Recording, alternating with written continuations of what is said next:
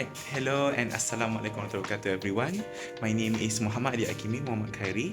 I'm a training teacher from the Institute of Teacher Education International Languages campus. And in this video, I will be sharing an activity that teachers can do in class using prose fiction, which is character building using short stories. Now, I'm a bit busy right now, so we'll see you on the next slides, which I will explain more about the activity. Bye. All right, welcome back, everyone. Now we look onto the activity itself, which is prose fiction. Character building using short story. Okay, now in this presentation of this activity, I will be focusing on three aspects over here, which is the first one, lesson plan, where we will discuss how the activity will be done by the teacher. Second thing is the materials. I will showcase the materials that the teachers will be using in this activity. And lastly, the third one, which is justification, where I will give some justifications on why the activity is done like this and like that. Okay, so let's go. Now, a bit of an overview of our activity, which is this activity, character building using short story, is designed to help intermediate level pupils to create and develop characters for a short story. Now, the focus on this overview is this activity is focuses on year 5 primary and proficiency level of pupils are intermediate, and also the work style is individual. All right. Okay, so what is the objective of this lesson or this activity? By the end of the lesson, the pupils are able to write a 300-word short story of their anthropomorphic character according to the picture prompt scenes. All right, now first we'll look onto the lesson of this activity. Now, the first one, pupils will be shown a book on how to draw anthropomorphic animals. This book I will showcase in the material session at the second part of this video. All right. Now, the second step is if there is no book, pupils can just watch a speed paint video of drawing anthropomorphic animals. This is in case that teachers cannot get a hand of the book or a PDF or a picture of the book.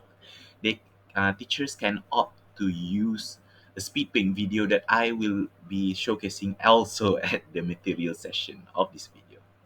Okay, now the third step is pupils are given a template for building a character. Now, fourth, people will finish and drafting their character. In this part, when the template is already given, the pupils will start to draft, start to draw, start to color their own character, their own anthropomorphic character. Okay, it can either be any kind of animals. It can be a wolf. It can be um, any kind of maybe dragons. It's up to them. It's their creativity to do so. Okay, and then for the last step, the fifth step, which is some pupils will be chosen to share an introduction of their character.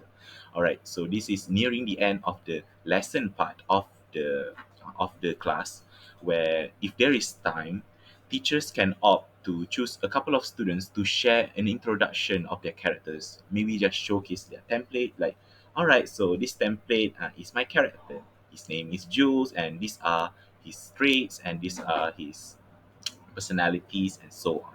So that is for the last step. So I guess that is all for the lesson part. We will look onto the steps on in applying and doing the activity. All right, now we'll look onto the activity part of this lesson.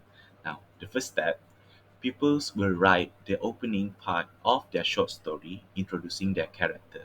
This is none other when pupils already done with their character drafting and making, they will use the template to make the introduction of their essay. They will write as if, my name is Jules. I am 17 years old, and so on, based on their character template. All right.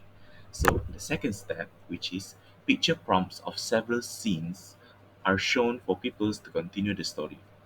In this activity, there will be teachers will use picture prompts to accommodate and aid the pupils' writing the essay, the story, For example, there's a picture of a bedroom, so they will get an idea on to write something that they do or something related to bedrooms of their character. Okay. So that is for picture prompts. I will explain later in the material session. Now, the third step, which is pupils will write their character story according to the given scenes in essay form. Okay.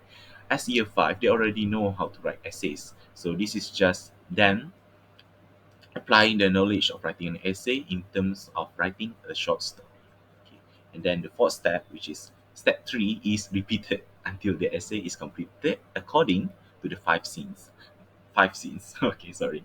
So the picture prompts, there are five.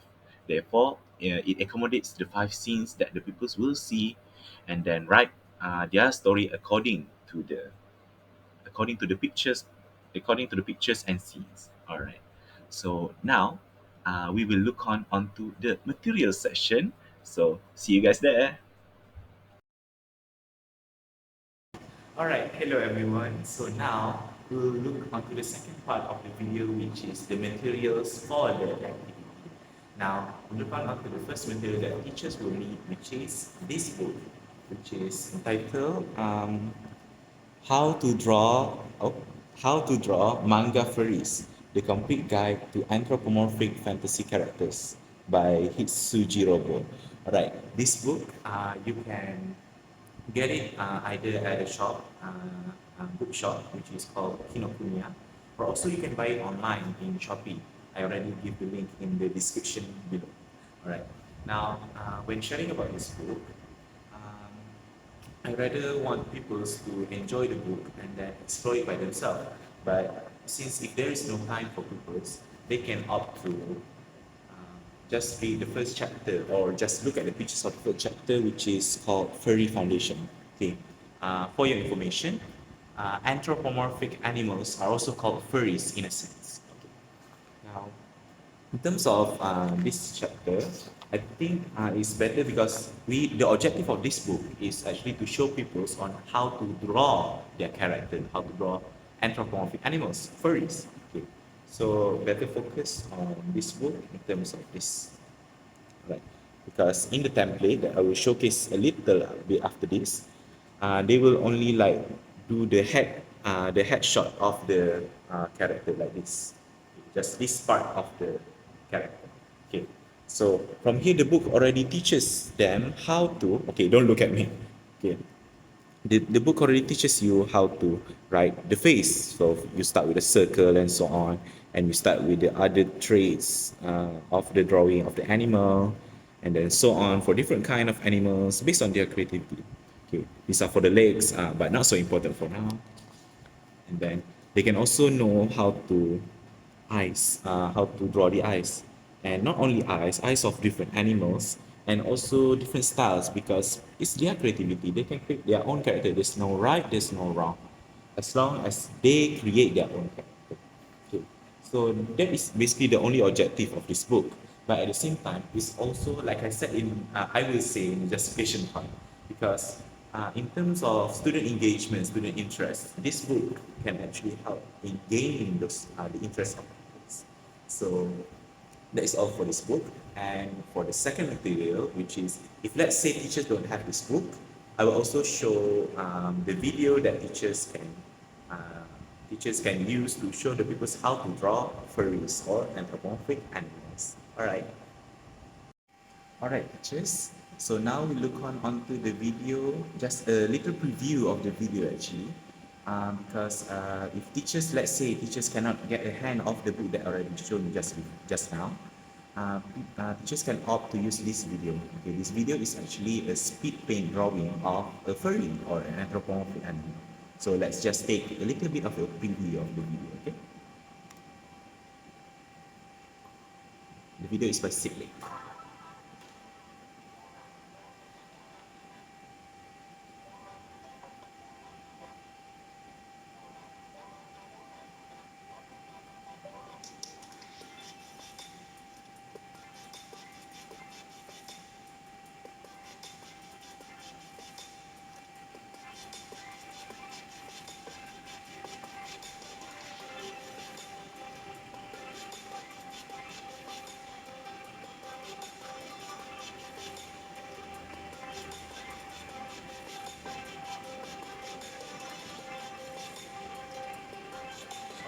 I will skip on to the last second of the video for you to see the results of the drawing.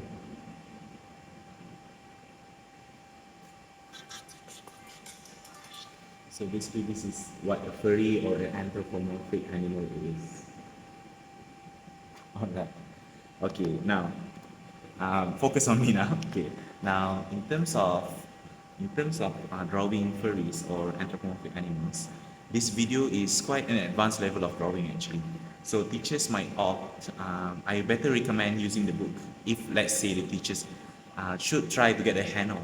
So if let's say the video is used, I think it's better for teachers to at least draw the furry first, draw the characters first. So like I said in the book, draw a circle and then from there you shape the mouth and so on. Okay. So this video just to give a visual idea of how the pupils can use to to draw the animal, the characters of their story. All right. So that is for the first material, which is the book that I just explained, and also the video. All right, teachers. Now we move on to the second material that teachers will need in to do this activity for the pupils. All right. So the second material, which is a template, actually. Okay. Now, take a look first. So, all right. So in this template, actually, this is a template for the pupils to actually create their character. Okay. Like I said before, this is the space that the pupils will need to draw the character. Just a headshot of the character. Okay. No need to write the full body character. No need to draw the full body character. Okay. And then on top of here are the instructions of it. Okay. Okay. This template you can get it in the description where I put the link on the template which I already made. Okay. And then they can write the names and their class. Okay. Now the one of the most important part of building a character is actually putting and giving them personality, their name, and introducing them to the character itself. So that's why I put down here. Okay. I hope you can see it. Okay. So the first one, their name, not the people's name, but the character's name, the species of the character, either a wolf or a cat or a dog, and so on. What are their likes? What are she's likes? What does he or she dislikes? And what are the simple traits of the character, and also the signature of the character to show that the character is theirs. Okay. So I think that's all for the second materials actually. So this template, like I said before, you can get in the description of the video below. All right. Thank you. So before that, we'll look onto the last material, which are picture prompts. All right, I'm back.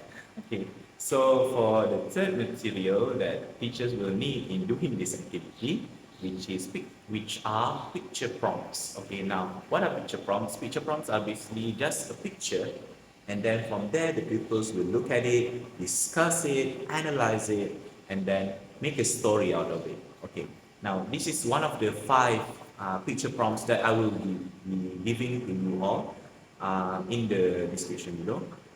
Where the 5 scenes are for it to aid the pupils writing the essay.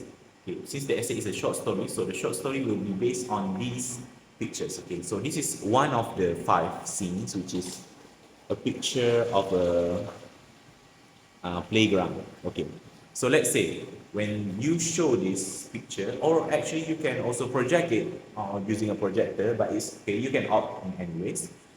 You can teachers they will discuss what will their character do at the playground and so on. Okay, so let's say there are pupils that are having a hard time to imagine or actually write down what they need to do. So teachers can flip the picture back, and then this is the answer and also some questions to prompt ideas from them. Okay, so like I said before, this is a playground, so it's actually a picture like playing at the playground. Okay, so what are the questions that they can ask? Okay, for example, what does your character likes to play? Does he or she has a best friend to play with? Is your character active and fast, or lazy and slow. Why? Okay. So from there, people actually have an idea on how to write a short story in a more easier way. So that's why we use picture prompts in our lesson. So I guess that marks the end for the second part of of this whole video, which is the materials part. We look on onto the justification. See you guys there. All right, welcome back, everyone. Now we will look on onto the justification of the activities that is being done. All right, so we are moving on onto a bit of a more serious part of the video, but hold on, okay, teachers. Okay, now the first justification is in terms of the individual work. Okay, now why did I make this activity as an individual work? First of all, is for self-direction. I'll read it up first. Individual activities foster self-direction and responsibility in pupils as they create characters with unique traits and personalities. This approach, supported by Vinikas 2022, promotes intrinsic motivation and a sense of ownership, leading for pupils feeling satisfied and proud of their character-driven stories. Okay, now as I already explained, individual work give the pupils freedom to do what they self want to do. So in terms of that, they will have this kind of self-direction, that self move for them to do the work. Plus they can also show their own thinking and increase their motivation, intrinsic motivation specifically. And then for the second justification is because of individual assessment. Okay, I read it up first. For teachers, this approach enables individuals' assessments to pinpoint pupils' strengths and weaknesses in storytelling. It allows identification of challenges such as difficulty in self-imagining or expressing ideas, aiding teachers in tailoring support to address specific language proficiency issues as referenced by Litera Center 2021. Now, this justification is more for teachers because we know that every pupils are different. Therefore, when we do individual work, we can make an easier individual assessment for pupils. We can pinpoint what strength and what weakness does this specific pupils have. Therefore, we can help to tailor their learning and also give feedback and give additional materials or additional help for that specific pupil that is suitable for that pupil, instead of a group work where we might give it for the group but it is not suitable for all the members of the group. So that is the first justification, that is the second justification, and all of the justification for the first point, which is individual work. Now, the second justification you will look on onto, why do we use the topic of animals, or specifically anthropomorphism? All right. Now, the first justification is it actually engaging in interest. Now, I read it out first. The lesson revolves around animals transformed into anthropomorphic characters, adding a twist reminiscent of fables. This creative approach enhances pupils' engagement and interest, offering opportunities to expand knowledge. Exposure to anthropomorphism may inspire pursuits in art or costume design. Morgan 2020. Now, anthropomorphism specifically, I'll explain, it's not something familiar for pupils, or might be familiar, but most probably it will be something new for the pupils. Therefore, when it's something new, they will feel engaged. They want to know what is anthropomorphism. Why is this animal can stand? Why it can talk? Why does it wear shirts like humans? So that is where the engagement part came for the pupils and rise up their interest to learn. Okay, now moving on to the second justification is none other than the topic itself promotes creativity. I read up first. It also promotes creativity among pupils. They are able to imagine how is it to become an animal, what the animals eat, sleep, or live their daily life with their special traits and personalities, as if learning another person's culture. Koda Paras 2020. All right. Now, when they create that character and writing that story, they are not writing that story as if as if they are in that story, but they are that character in that story. So they will do critical thinking and also be creative in writing that story. Because imagine, if you are an animal, even though Right. you act like a human, you still have that specific animal traits. Okay, I'll give an example. Like maybe people chose to write their character as a wolf. All right, so when they write the story, as they move on with the story, they will think, what will wolves do at this time? They will figure out the traits and they can search on the internet. What is actually the traits of a wolf? Maybe a good leader or a good follower. And then from there, the story will be slowly directed in through that personality. So that is the second justification and all of the justification for the use of the topic of animals, specifically anthropomorphism. Moving on to the third justification, which is the last justification, is the use of books and also videos. All right. Now, we'll look on onto the first justification, which is in terms of focus. Okay. Now, the activity uses either a book or a video from YouTube. Now, the benefit of using a real book is that pupils become better readers. Books are free from ads and distractions that exist in ebooks. Hence, pupils can better focus on the book and not get distracted. Paper and Packaging 2023. All right. This is the first justification, which is actually using the book. Now, none other than for the pupils' focus. Now, in terms of YouTube videos and so on, if teachers are opt to use videos in terms of book, it is better for their focus because there are no advertisements. And also, when you open YouTube itself, you're not only focusing on that one specific video. There are other recommendations video, either either at the side or even when already on the full screen. At the end of the video, they will pull up a couple of videos which are might not be related with the learning video. Okay, so that is the first justification of using a book. Whereas when we use videos, okay, the second justification is for memory retention. YouTube supports visual and auditory learning, meeting people's needs by allowing replay for memory reinforcement in drawing anthropomorphic animals, all 2021. The Speedpaint format also saves class time during information delivery. Now, when we use a video, on the other hand, pupils will able to be stimulated their visuals and also their auditory. Therefore, it also meets their needs in learning. Plus, none other than the learning is more engaging, but also in terms of memory enforcements. Using videos, we can replay the video on YouTube. Therefore, it actually helps in memory reinforcement, memory retention, so they remember more on how to write, how to draw anthropomorphic animals. And plus, it's a video, so rather than like the teacher trying to explain how to write an anthropomorphic animal, the video actually saves time. Plus, it's called a speed paint, so it's a sped up video of drawing. So that is all for the justification part. Alright, so that's the last justification. So that marks the end of the video. So before I end this video, I would like to give a little message for me myself as a training teacher and also all the teachers and training teachers out there. Now, in terms of teaching, we can use many types of ways, many approaches, and so on.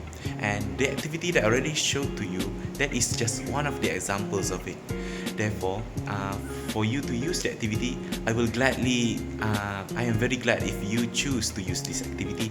And you can make any changes if you want, any kind of changes. You can maybe change the template, you can maybe choose another type of materials that you use. It's up to you.